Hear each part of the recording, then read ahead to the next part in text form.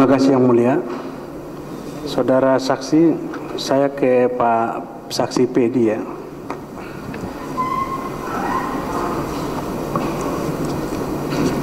Tadi masih berkaitan dengan progres ya, progres pekerja fisik yang di lapangan tadi, yang tadi berdasarkan surat yang saya tunjukkan,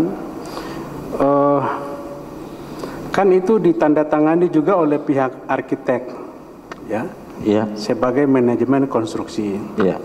Tadi saya sudah tanyakan pada saudara, saudara kan juga sering bertemu sama Dadang Pratisto ini. Iya. Tim leadernya. Iya. Oke. Nah, waktu tadi saudara bilang pengamatan saudara fisik itu baru 40 sampai 50 tadi, itu sempat saudara diskusikan dengan Dadang ini juga nggak? Enggak. Tidak, karena saya sudah waktu itu sudah tidak di sana lagi. Nah, tadi kan saya tanyakan, saudara berkesimpulan itu 40-50 itu kan hasil pengamatan saudara. Ya. Ya, bukan kalkulasi. Emang kalau untuk ada kalkulasi yang bulan lalunya, Pak. Nah, sekarang saya tanya, biasanya kalau kan suka untuk tagihan kan ada progres. Ya. Ya, itu cara hitungnya seperti apa? Hanya lihat aja atau bagaimana itu? Dihitung. Volumenya, ya, realisasi pekerjaan. Yang menghitung siapa itu?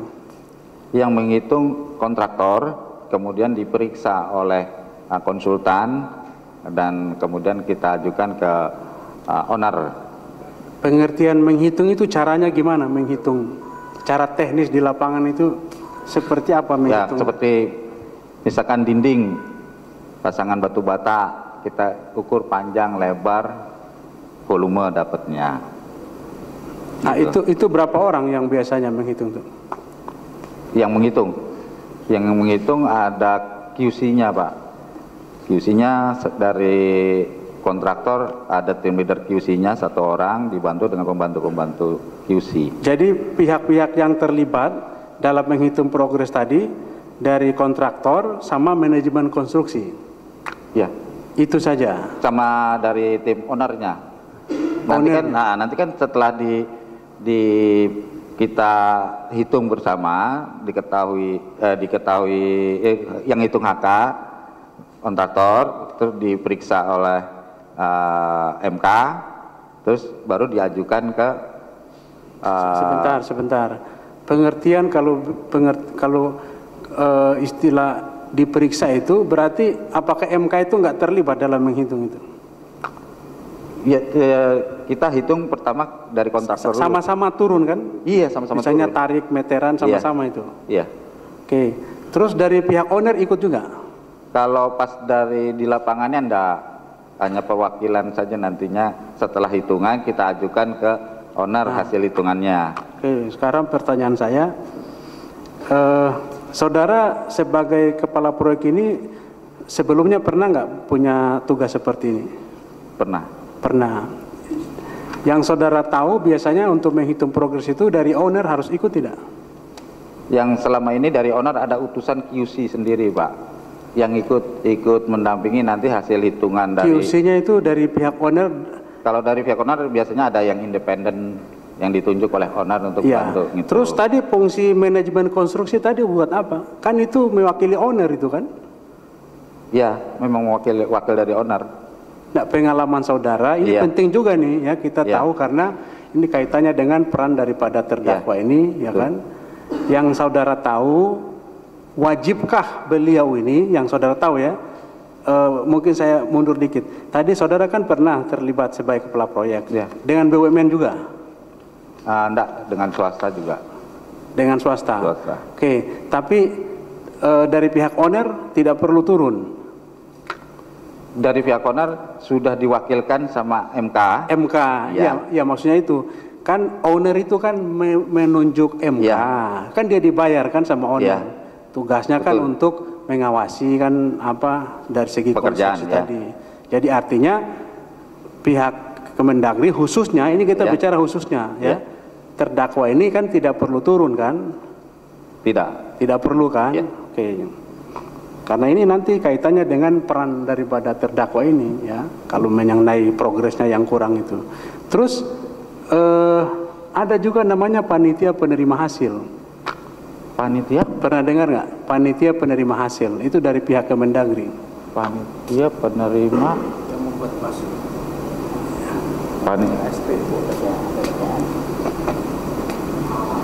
Kan nanti setiap progres itu, ya, kan nanti pembayarannya kan harus lewat panitia betul. penerima hasil, kan harus cross check itu. Oh, panitia penerima hasil. Ya, panitia penerima hasil. AC.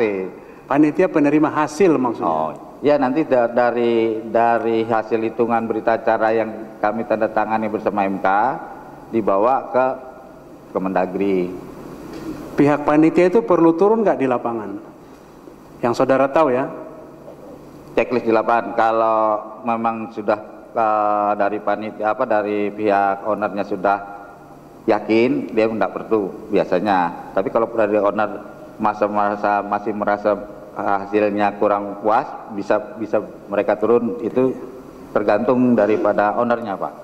Nah, tadi terkait dengan yang tadi yang saya perlihatkan, yang saudara bilang hanya untuk kepentingan pencairan anggaran itu. Ya. Itu kan ini tanda tangan saudara dengan Dadang nih. Ya. Ya. Saudara pernah berkomunikasi nggak dengan Dadang? Ini kan yang tadi saudara bilang ini tidak seperti ini progresnya. Ya. Pernah nggak saudara sampaikan itu dengan Dadang? Pernah, Pak. Dalam membuat itu kan kita cerita dulu dasarnya. Ini siapa yang buat nih? Itu kan progres dibuat oleh kontraktor. Ya, tanda tangan dari Hutama Karya sama manajemen konstruksi. Ya. Yang buat siapa ini? Yang buat kontraktor.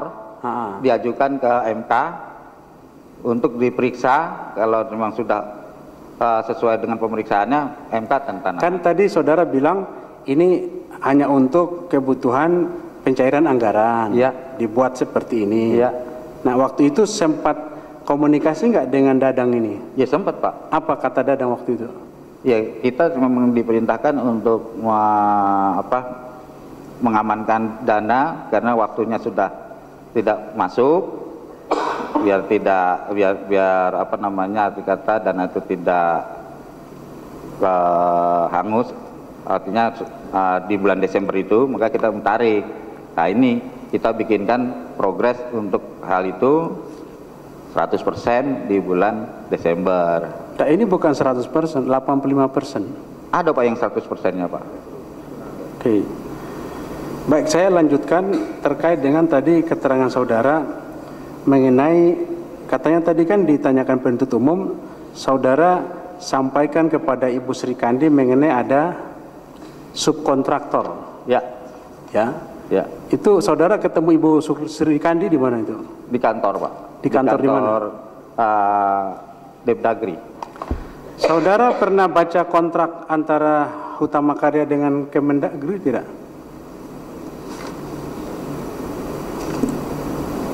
Pernah nggak saudara baca kontrak? Enggak baca. Di dalam kontrak, ya, ini saya bacain ya, mohon izin yang mulia. Kontrak Hutama Karya dengan Kemendagri pasal 11 ayat 3, ya. Dalam mensubkontrakan pekerjaan sebagaimana dimaksud pada ayat 2, ini mengenai subkon ini. Pihak kedua dalam hal ini HK harus mendapat persetujuan secara tertulis dari pihak pertama. Pihak pertama dalam hal ini diwakili oleh terdakwa ini. Ya. Ya. Ya. Pertanyaan saya, tadi saudara tidak pernah baca kontraknya? Enggak, saya baca, Pak, karena Waktu saudara sampaikan ke Ibu Sri Kandi itu, saudara pernah koordinasi dengan orang Hutama Karya enggak? Loh, saya kan Hutama Karya, Pak. Hah? Saya sendiri kan Hutama Karya. Maksudnya dengan atasan saudara? Iya, pernah bicara karena memang waktu itu untuk yang perunggu, yang patung itu segala, itu kan kita koordinasi, kita cari subtannya agak susah, terus kita ngomong sama owner masalah subkon untuk pekerjaan patung gitu, Pak. Jadi maksudnya sesuai kontrak ini itu harus persetujuan tertulis. Itu disetujuin, Pak. Hah? Itu disetujui. Ada suratnya? Disetujuin waktu itu secara tertulis. Lupa saya Pak. Tapi itu kita bicarakan Bu Sri Kandi juga Pak. Saudara, cuma saya masalah yang tertulis. Waktu saudara ngomong ke Ibu Sri Kandi itu ada orang lain lihat nggak? Ada saksinya nggak? Masalahnya di dakwaan jaksa pun dikatakan memang tidak disetujui, tidak ada persetujuan. Tapi kalau saudara bilang ada persetujuan tertulis, bisa saudara buktikan itu. Begitu kita memang rapat juga untuk itu di kantor Depdagrinya Pak. Tolong jangan mereka ya, saudara ingat aja kalau saudara lupa, ngomong lupa, kalau saudara tidak tahu, tidak tahu. Ya, saya ulangi lagi, ada nggak bentuk tertulis persetujuan? Kalau itu enggak lupa saya Pak kalau itu. Kalau tertulisnya lupa, tapi kalau secara lisan kami memang ketemu Pak di situ. Pun secara lisan itu tidak bisa karena harus lewat terdakwa sebagai pihak yang mewakili Kemendagri. Ya.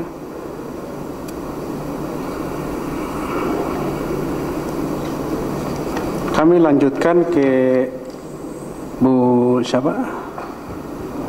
Rita. Ya. Bu Rita ini berkaitan dengan tadi waktu saksi ikut dalam proses review ini kan ada surat tugas. Iya. Boleh tahu saudara buat nggak surat tugasnya? Enggak.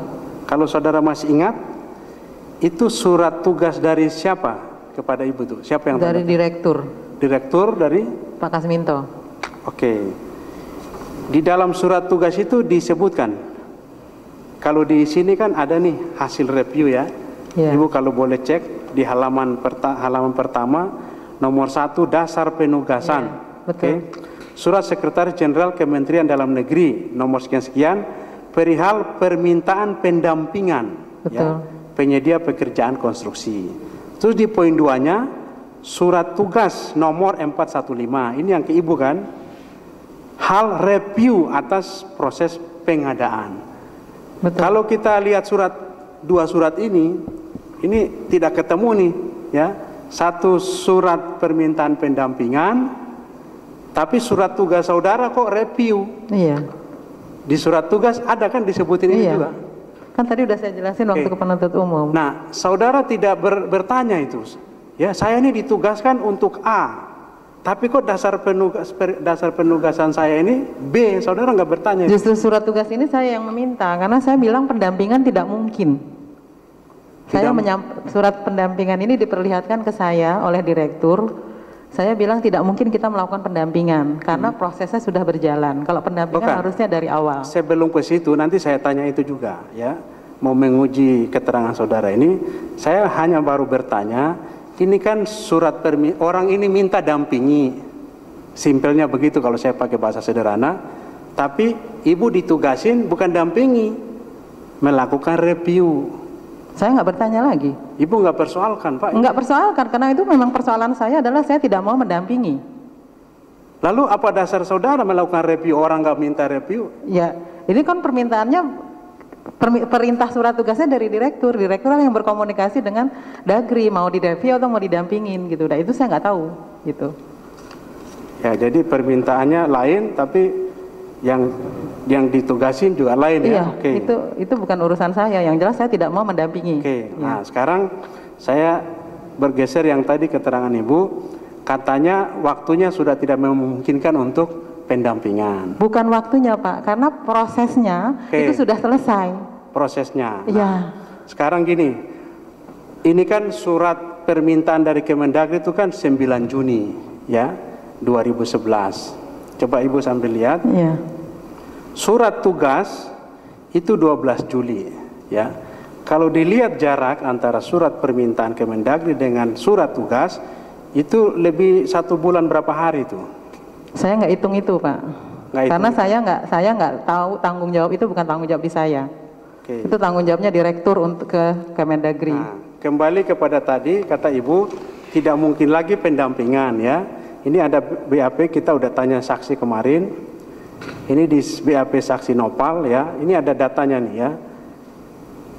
Tanggal 21 Juli sampai dengan 20 Juli itu masih ada kegiatan pengambilan dokumen. Ya, kan surat tugas Ibu kan tanggal 12 Juli.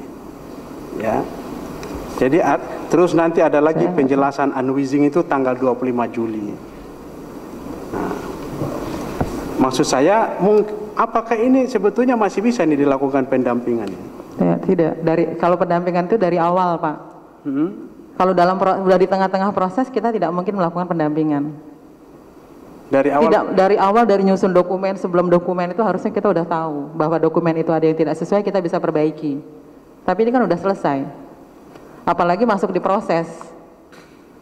Kita tidak mungkin menampingi, Pak. Kan begini, di hasil review ini kan ada penilaian tentang penilaian yang dilakukan oleh panitia. Kan kita hanya mengkonfirmasi, Pak. Bagaimana dia melakukan penilaian itu? Bukan, maksudnya tadi kalau melihat tanggal tadi di 21 Juli saja baru ada pengambilan dokumen, sebetulnya kan bisa dilakukan pendampingan. Tidak bisa, Pak. Ada pendampingan dari awal banget. Bukan, khusus kalau kan ini akhirnya kan ada temuan-temuan kan. Kami tidak mau melakukan pendampingan. Kami hanya melakukan review. Kalau pendampingan itu harusnya dari awal, itu aja. Itu dasarnya apa tuh dari awal tuh? Kalau dari awal tuh kita masih bisa memperbaiki. Kalau udah proses memperbaikinya gimana? Pendampingan itu untuk memperbaiki, Pak, bukan menyalah-nyalahkan. Iya kan, ya, itu aja. Yang sudah terjadi kan tidak bisa diperbaiki. Makanya. Ini masih ada sisa beberapa Tapi dari hasil review masih ada, dari hasil review bisa dilihat. Kalau dari proses lelangnya aja udah nggak benar, masih bisa dinyatakan itu lelangnya gagal. Makanya diperbaikinya dengan menyatakan lelang gagal, lelang ulang gitu. Nah sekarang oke, kita lanjut ke istilah lelang gagal nih. Tadi kan saudara mengatakan itu kan pendapat saudara, ya. Tadi saudara sempat ditanyain oleh penuntut umum, saudara kan tidak tahu hasil kesimpulan daripada hasil review ini, ya kan? Jadi tadi dari jawaban saudara itu, saudara sendiri kaget dulu pendapat saudara itu tidak seperti ini, ya. Tapi yang dipakai oleh terdakwa Kemendagri ini kan yang tertulis kan, ini kan jadi landasan mereka bertindak, ya kan? Nah sekarang saya tanya lagi, tadi terkait dengan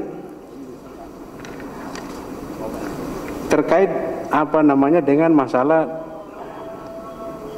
tujuan diskriminatif itu. Apa sih dasar parameter yang dilakukan oleh tim itu untuk melakukan review itu? Parameternya apa? Norma apa yang dipakai? Peraturan presiden aja. Peraturan presiden. Sama dokumen pengadaan yang dibuat oleh panitia pengadaan.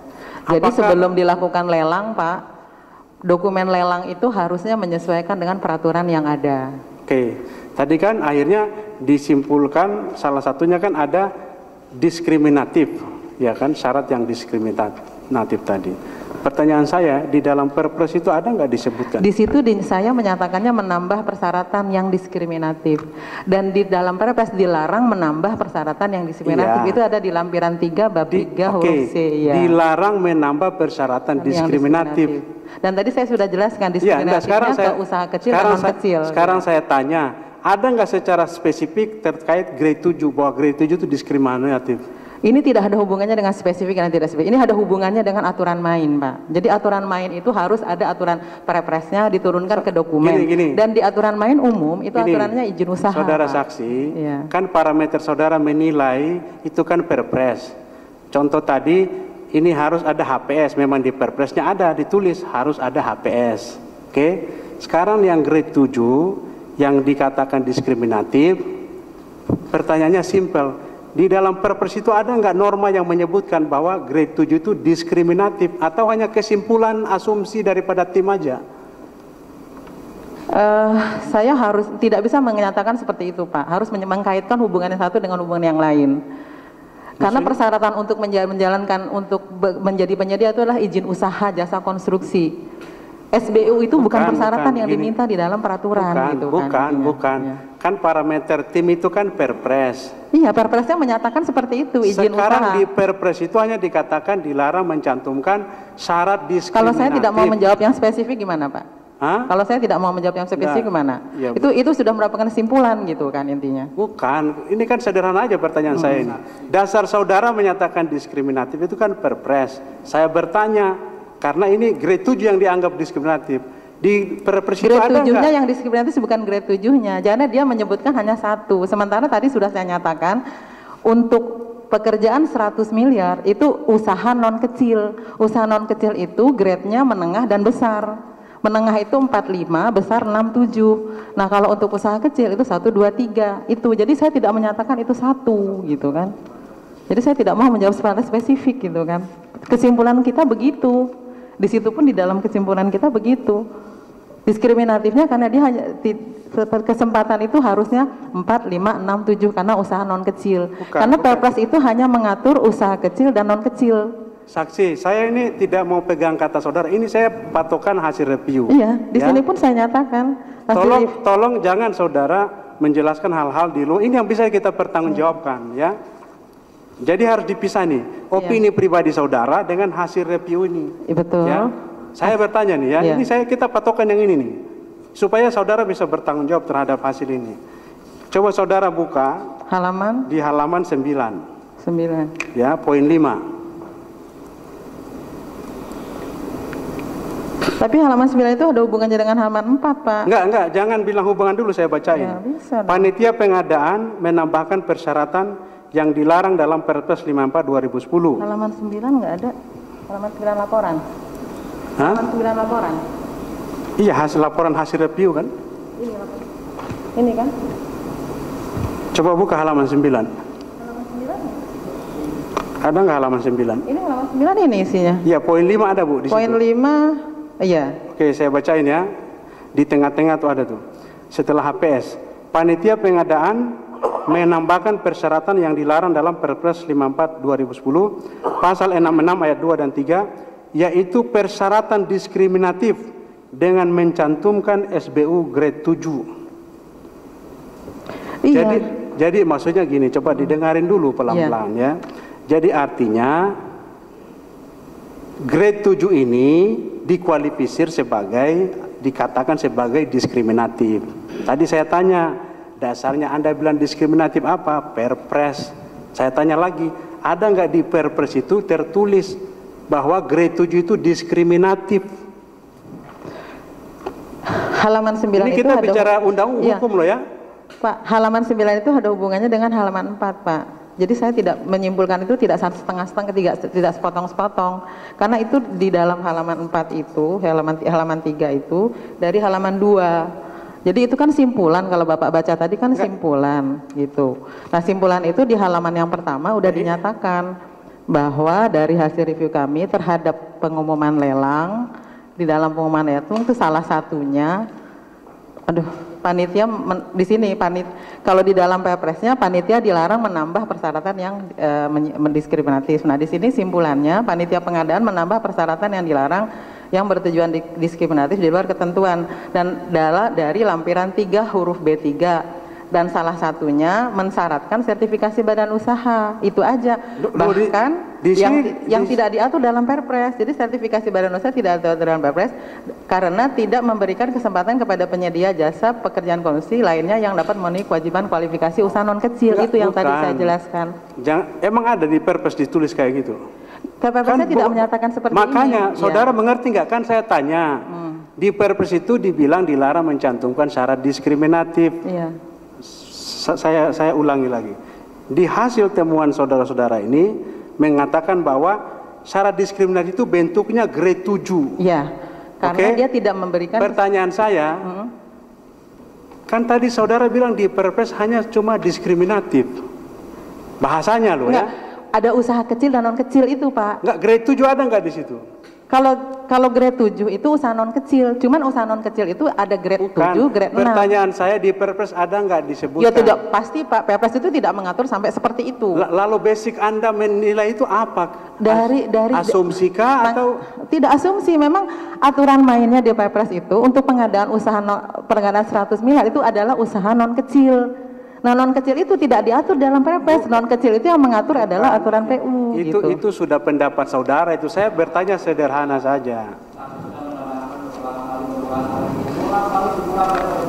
Bukan bolak-balik karena keterangannya itu kan perlu kita uji juga logisnya nggak alasannya ini keterangannya. Enggak. Masalahnya jawabannya itu tidak logis, maka kita tanyakan lagi. Bukan memaksa, kami nggak pak. Saksi sudah menjawab ya sepengetahuan dan sekemampuan saksi seperti itu. Yang mulia kita ini kan juga ingin menguji dan di dalam Perpres itu sudah mengaturnya ya. Enggak, tadi mengaturnya mengenai klasifikasi itu. Ya, usaha kecil dan non kecil, Pak. Ya. Cuma yang mulia maaf, di Perpres kita juga sudah baca kan tidak ada secara tegas yang ditulis grade 7. Itu yang kita mau tanya. Ya. Ya kan? Itu apa dasar mereka mengatakan itu diskriminatif itu apa? Sementara di Perpres tidak ditulis. Kecuali kalau HPS, di HPS itu memang ada. Harus ada HPS. Itu jelas tuh kalau HPS. Kalau panitia nggak pakai HPS mungkin bisa dianggap melanggar Perpres. Tapi kalau grade 7 ini tidak ada. Nah, karena tidak ada, ini yang kita mau tanyakan. Apa dasarnya saudara bilang itu diskriminatif? Saksi ya. Saksi sudah menyatakan bahwa di Perpres tidak ada yang menyatakan grade 7. Betul? Ya karena memang Perpres tidak mengatur itu, Pak. Iya, itu kalau Perpres nggak mengatur, berarti kan tidak ada aturan di Perpres, betul? Hanya mengatur non usaha kecil. Ya. Terus saksi menyatakan non usaha kecil itu 4 sampai 7. Betul. Gitu toh? Betul. Secara tegas tidak diatur khusus mengenai grade 7. Hanya non kecil. Betul. Non kecil saksi mengklasifikasikan dari 4 sampai 7. Ya. Gitu betul. saja. Ya. Itu jawabannya. Ya, dari tadi. Jadi di situ Perpres nggak ada yang mengatur itu. Hanya non kecil. Non kecil itu saksi menyatakan di dalam apa namanya undang-undang PU menyatakan 4 sampai 7. Ya. Itu di dalam PU. Dalam Perpres tidak ada. Itu. Jadi kalau dibulet aja terus begitu.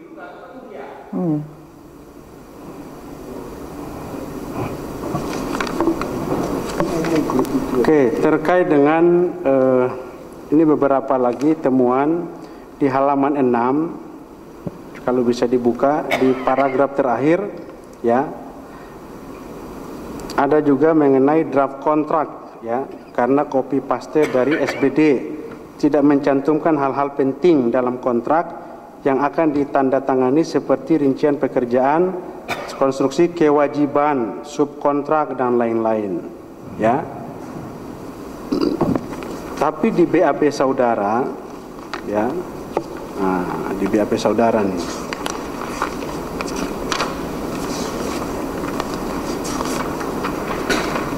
kita berlis halaman 5 nomor 11 ya.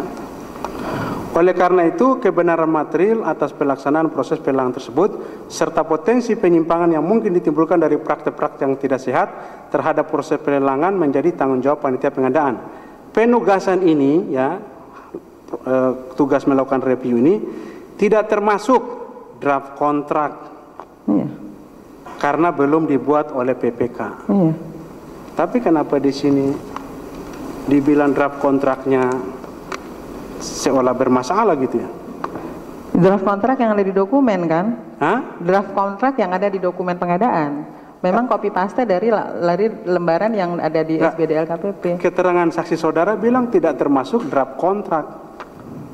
Jadi artinya review itu tidak termasuk draft kontrak. Karena ini draft kontrak yang ada di dokumen lelang. Ini kan nomor 6 ini dokumen lelang. Dokumen lelang itu terdiri dari instruksi kepada penyedia. Coba di BAP saudara tadi ya. Ini kan kita mengkonfirmasi apa BAP saudara, oke? Nah, yang BAP saudara tadi, ini kalau baca kalimatnya tadi, pada intinya itu berarti tugas saudara-saudara ini tidak termasuk mereview draft kontrak karena belum dibuat oleh PPK. Iya, draft kontrak yang dibuat PPK. Nah, kalau draft kontrak di dalam dokumen pengadaan itu copy paste dari SBD dan memang itu satu set, Pak. Satu set, kalau dalam dokumen lelang SBD itu mulai dari instruksi sampai draft kontraknya udah ada, itu aturan mainnya. Nah cuman draft kontrak itu harus diisi, yang kosong-kosong yang tidak standar, yang merupakan yang harus diisi oleh PPK itu harus diisi, itu yang kita komentarin, cuma itu aja. Tapi kita tidak meriksa draft kontrak yang diterima dari PPK, itu aja. Karena harusnya gini, sebelum masuk dokumen lelang itu harusnya ada spesifikasi dan draft kontrak yang nanti akan diterima dokumen lelang baru masuk gitu kan. Ini saksi ya, ini sebetulnya sederhana saja ya. Saya kan melihat antara hasil ini dengan BAP saudara ini kan jadi kontradiksi nih ya. Kalau dari BAP saudara ini tidak termasuk draft kontrak karena belum dibuat. Ya, artinya berarti draft kontrak itu tidak jadi objek review. Nah, tapi kenapa di sini kok ada draft kontrak yang direview itu loh? Yang pernyataan tadi Pak, itu ada di ruang lingkup. Di ruang lingkup kami sudah membatasi kita tidak akan memeriksa draft kontrak yang dibuat oleh PPK. Sementara di dalam dokumen lelang itu ada draft kontrak Pak. Dokumen lelang SBD ini, draft kontrak itu masih kosong, hanya menyatakan itu aja. Lalu apa maksud saudara katakan? Ya makanya kita nggak periksa, karena kita nggak dapat data dari PPK. Hanya menyatakan bahwa di dalam dokumen lelang itu ada draft kontrak tapi masih kosong karena cuma copy paste dari SBD LKPP. Kalau gitu saya bertanya, terus maksud saudara yang menerangkan ini apa maksudnya ini? Yang tadi BAP tidak termasuk ini dari atas ya, tahapan dokumen penawaran harga, review kewajaran nilai harga, draft kontrak, review proses pemilihan penyediaan, substansi pengerjaan. Nah khusus yang draft kontrak ini maksudnya apa nih? Di sini saudara bilang tidak termasuk. Ini draft kontrak yang ada di dalam dokumen lelang Pak. Yang Bapak tadi nyatakan di halaman 6 itu, judulnya itu adalah dokumen lelang. Aturan main Pak di dalam lelang. Nah, kalau gitu kan mestinya tidak seperti ini dong keterangan saudara. Yang saya batasi tidak diperiksa adalah draft kontrak yang dari PPK Pak. Ini kan dibilang draft kontrak karena belum dibuat oleh PPK. Yang dari PPK yang saya belum nggak pegang lihat. Tapi kalau draft kontrak yang ada di dokumen lelang itu copy paste dari SBD dan itu ada.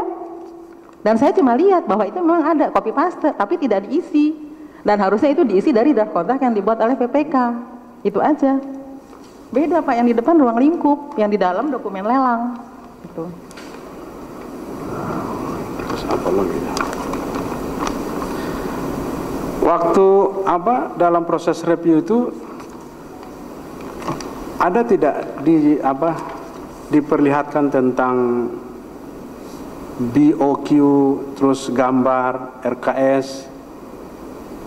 Saya tidak menyatakan di laporan karena kertas kerjanya tidak lengkap oleh tim. Karena kalau saya juga nggak berani menyampaikan di laporan kalau tim tidak membuat kertas kerja lengkap.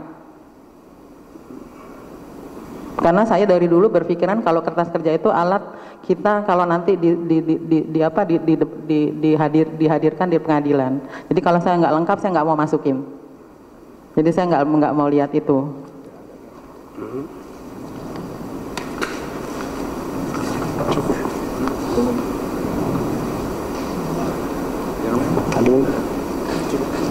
Cukup yang mulia.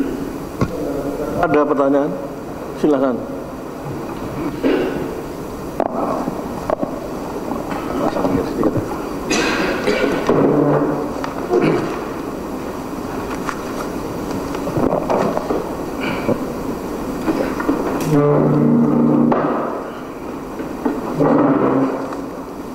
Tes.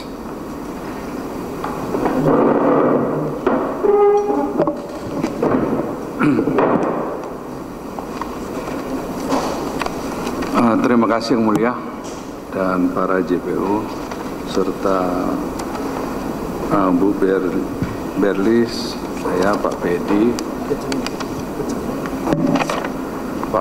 dan Pak Husen serta Pak Sugeng. Nah, ini fokus saya kepada dua aja, Bu Berlis dan Pak Pedi, Pak ya. Saya ini tidak kenal dengan Bu Berlis, ya. Cuma saya tahu dan ketemu berdasarkan surat tugas, ya. Seandainya ketemu di jalan pun saya nggak kenal. Jadi saya ketemu 1-2 kali, kalau nggak salah cuma itu, gitu. Jadi tidak intens kita, ya. Dan perlu saya ingatkan juga ya, pertanyaan ya. Ya Pak. Terkait dengan ya, terkait dengan hasil review ini ya, Ibu mengakui atau tidak, itu aja. Hasil review totalitas. Sebab tadi ada pendapat Ibu bahwa hasil saya ini begini, lelang gagal. Ya. Tapi nyatanya tidak seperti ini. Itu saja. Kalau memang Ibu bilang lelang gagal, ya saya juga nggak akan membangun. Ya. Ibu ngakuin ini dulu apa enggak? Itu dulu pertanyaan saya, baru saya masuk kepada pertanyaan kedua. Kalau secara keseluruhan saya udah bilang di akhir-akhir saya nggak ikut. Nah, itu. Berarti tidak ngakui? Sebagian saya akui. Saya nggak bisa dipaksa dong. Emang saya nggak tahu dia kalimat akhir? Kan saya nggak bisa memaksakan diri saya. Kalau saya nggak tahu, masa saya harus jawab tahu? Dan di BAP saya juga saya udah nyatakan. Ya, ini Pak Hakim dan Pak JPU ya. Kami berpedoman terhadap ini totalitas. Ya, kami berangkat dengan aturan-aturan kementerian. Ya. Itu berarti jawabannya Bu Berlis demikian ya. Dan kami di Kemendagri, saya selaku KPA dan PPK berpedoman terhadap hasil review total, tidak sebagian-sebagian ya. Selanjutnya tadi Ibu mengatakan bahwa tidak ingat. Ibu kenal dengan Pak Hamdani nggak? Pak Hamdani tahu. Tahu. Itu ikut bersama-sama waktu menghadap, waktu kita ketemu. Kedua, PIC-nya Pak PPTK saya adalah Arya Sumbayak. Lupa. Gitu. Ya, itu lupa. Ya. Itu adalah PIC yang saya tugaskan untuk komunikasi dengan panitia pengadaan. Ya, ini sudah lama memang ini. Ya, itu. Ya, dengan PIC-nya aja Ibu sudah lupa. Ya, terkait dengan HPS dan kotak nanti aja ya. Tadi Ibu mengatakan bahwa konsultan perencana tidak ada. Maksudnya tidak ada apa? Tadi jaksa menanyakan. Saya kecualikan. Tidak dimasuk dalam ruang lingkup penugasan. Oke, berarti Ibu tidak melihat ya proses proses perencanaan ya? Iya. Iya apa enggak? Jadi fokus terhadap lelang konstruksi saja. Iya, ini pun menyatakannya seperti itu. Tahapan dokumen penawaran yang kita kecualikan perkiraan HVS, draft kontrak, review proses pemilihan penyedia. Kita tidak review proses pemilihan penyedia, kita tidak lakukan substansi pekerjaan konstruksi apalagi, kan enggak? Ya, jadi cuma proses tahap 1 pengadaan konstruksi di review. Iya. Oke. Terus tadi ada bahasa Ibu juga, Menteri bisa menerapkan tahun jamak. Apakah benar? Di mana aturan? Kalau di dalam peraturan Perpres boleh, ada di 54. 54 itu kontrak sampai dengan 10 miliar itu memang menteri. Cuman kalau di atas 100 miliar menteri, tapi harus komunikasi dengan Kementerian Keuangan. Benar. Ada aturan jadi bukan menteri dalam negeri. Jadi ini pemahaman di sini harus kita buka. Tapi kan bisa diajukan Pak ke Kementerian Keuangan. Iya, tapi itu tidak mungkin dilakukan, sangat ruwet. Saya PPK dan KPA sangat susah ya untuk tahun jamak itu Pak, yang mulia. Ya, jadi jangan sampai kita terjebak bahwa semua menteri bisa tahun jamak. Tidak bisa itu. Ya, dan itu harus prioritas nasional. Itu ada kriterianya. Tidak ada yang tidak prioritas nasional, biarpun 5 tahun program. Contohnya PNPM tidak bisa tahun jamak juga. Ya. Jadi itu Bu. Jadi saya lebih terbuka, lebih bagus. Sebab saya ketemu dengan Ibu sangat jarang pada saat itu. Terus berikutnya, Perpres ada mengatakan non kecil, Perpres 54 tahun 2010. Ya, pada saat itu Perpres baru terbit, belum setahun kita sudah melakukan ya dengan segala keterbatasan. Bahwa di mana pasal yang mengatakan, tadi saya lanjutkan, non kecil dan kecil di pasal berapa di Perpres 54? Ada enggak? Itu ada ya harus lihat lagi Pak, saya sendiri juga udah lupa lagi. Ada apa tidak? Ada. Ya. Ada. Oke. Ya, ada di tanda larangan, dilarang ada untuk bawa enggak. Saya tanya kecil dan non kecil aja. Nggak usah larangan, non kecil dan kecil. Ada. Ibu bilang tadi ada di Perpres 94. Ibu dari LKPP juga kan? Iya. Menjabat di sana. Mestinya tahu. Gitu. Ya. Nah, itu catatan. Saya minta pasal itu. Tolong di sidang ini dibuka. Ada mengatakan di Perpres 54 pasal nanti nyusul yang kecil dan non kecil. Ya, supaya kita ini dengan begini saya juga menjadi Pak yang mulia. Ya. Dan kita memang waktu melaksanakan itu tidak main-main. Ya, itu catatan ya bagi kita bahwa di Perpres 54 ada mengatakan kecil dan non kecil. Ya, dari Ibu Berlis. Terus tugas hanya review. Apakah ada kewajiban kita melaporkan di mana? Nah, apakah ada kewajiban kita melaporkan kepada BPKP untuk tindak lanjut review? Saya tidak tahu itu. Tidak ada kan? Saya tidak tahu. Berarti tidak ada kewajiban kita melaporkan? Saya tidak tahu, Pak. Karena itu tugas direktur. Enggak, dan secara aturan. Ya, kita namanya kementerian ada SOP. Melakukan sesuatu ada SOP. Ya, review harus dilaporkan. Karena ada SOP. Kita bikin aturan sekarang kalau kementerian dan lembaga tidak ada SOP-nya, bagaimana? Baju aja ada SOP-nya, apalagi ini review. Ya, review itu sangat berarti bagi kita. Review itu kan juga diminta, Pak.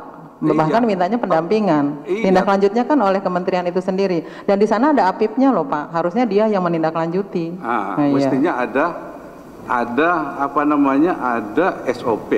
Ini. Tapi buktinya Ibu mengatakan tidak tahu. Terus terkait dengan kalau saya dengan BPK jelas ada draft hasil, sehingga saya selaku BPK menanggapin itu, konsultasi itu. Apakah review ini ada draft hasil review, sehingga saya selaku BPK berkewajiban melakukan konsultasi dan diskusi dengan tim review. Kalau BPK itu jelas ada, sehingga kami mengundang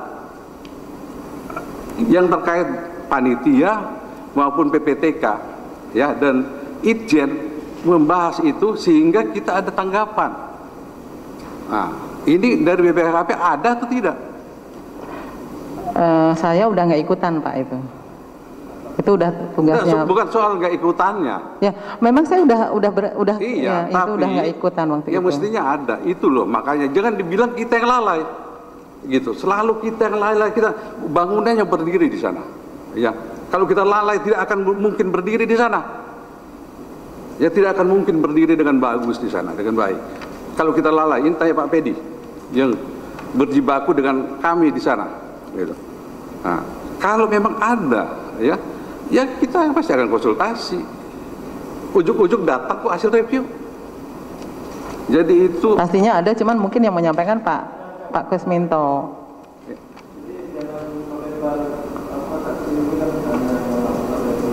Iya. Enggak, mestinya review ada tanggapan hasil review dulu sebelum dia mengeluarkan resmi, gitu, Pak Hakim yang mulia. Kalau di BPK kami, apakah ada draft? Jadi review itu biasanya atau audit itu biasanya ada draft temuan, draft hasil, bisa ada. Nah, terus kita tanggapin, gitu. Ini gini ini loh, gini. Jadi kita lengkapin. Nah, tidak lanjuti baru nggak ada. Iya. Karena begitu kita udah sampein laporan, udah gitu yang nerusin pimpinan, Pak, bukan saya. Dan saya begitu, ini jangan disampaikan dulu, ya udah saya diam aja. Kan gitu, begitu udah sampai, kan saya hanya menyampaikan draft laporan ke pimpinan. Ya.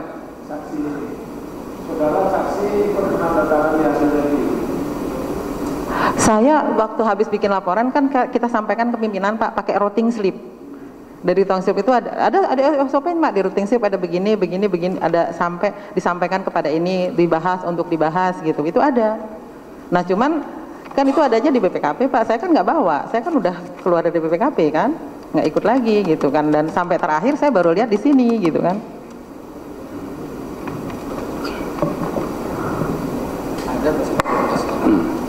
19 hari itu ya. Iya, waktunya juga nggak mungkin. Permintaannya itu di dalam waktu kurun 19 hari itu atau bisa lebih? Apanya? Untuk permintaannya rekomendasi dari hasil review itu. Saya waktu itu selesai, begitu tim selesai, saya langsung sampai ke pimpinan gitu loh. Nah, untuk menyampaikan keluar kan bukan tugas kami, Pak, harus tugasnya ke direktur untuk menyampaikan keluar gitu. Kalau secara formal. Kita waktu menanyakan masalah aja ke panitia aja, waktunya udah mepet bener gitu. Dan udah lama sekali, 2011 kan. Udah nggak ingat lagi. Di dalam waktu 19 hari ini, saudara selaku tim ya, tim review itu pernah meminta kepada panitia? Menanyakan hal yang ditanyakan. Jadi kita minta, wah kalau KIB ini kita harus ketemu panitia deh, nanyain. Tapi masalah evaluasi, Pak.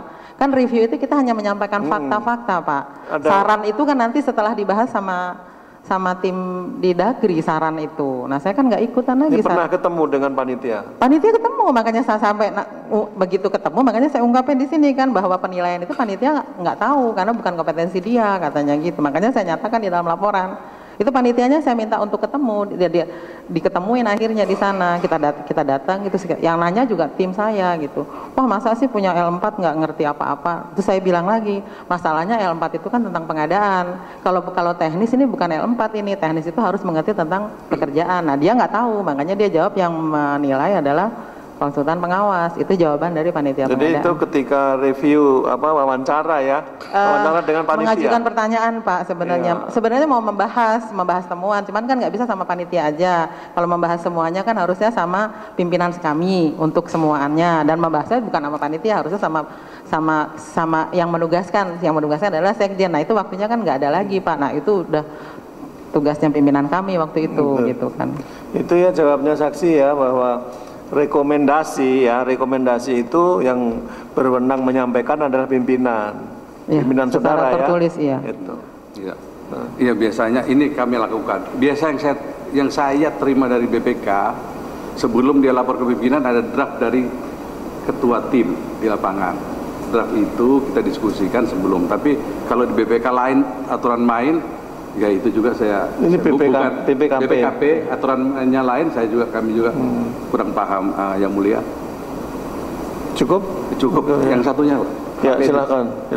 Ya. Untuk Pak Pedi, ya.